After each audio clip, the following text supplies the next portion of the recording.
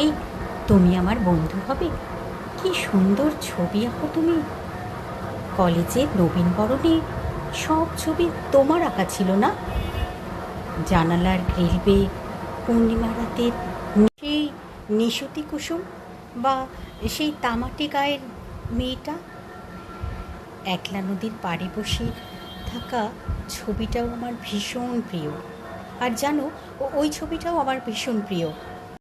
লাল নীল সুতোয় বাঁধা জীবন শলাকা।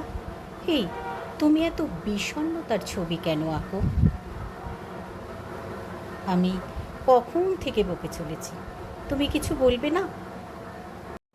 হ্যাঁ, তবে একটা শর্ত আছে।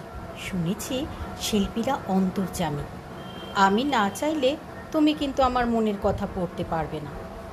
আর আমি না থাকলে তুমি আমার ব্যাগ খুলে দেখতে, বাড়ি অন্যের জিনিসে না বলে হাত দিতে আছে? তোমার মা বাবা বলেনি এটা? কারণ বন্ধুত্ব মানেই ঝগড়া হবে, আর অভিমান, আর রাগ। তখন তোমার নামে ভারী ভারী কথা সব লিখে রাখবো। ঝোঁকের মাথায় হয়তো অনেক কিছু বলবো। সেসব কথা যদি তুমি পড়ে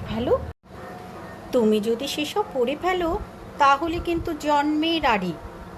আর হ্যাঁ, বন্ধুত্ব হয়ে গেলে আমি কিন্তু তোমাকে তুই বলেও ডাকতে পারি। আর একটু আধটু না হয় মন ভালো করার ছবিও আঁকবে, বন্ধুত্বের, প্রেমের, ভালোবাসার। রাজি থাকো তো বলো, এখনই বন্ধু বানিয়ে ফেলি।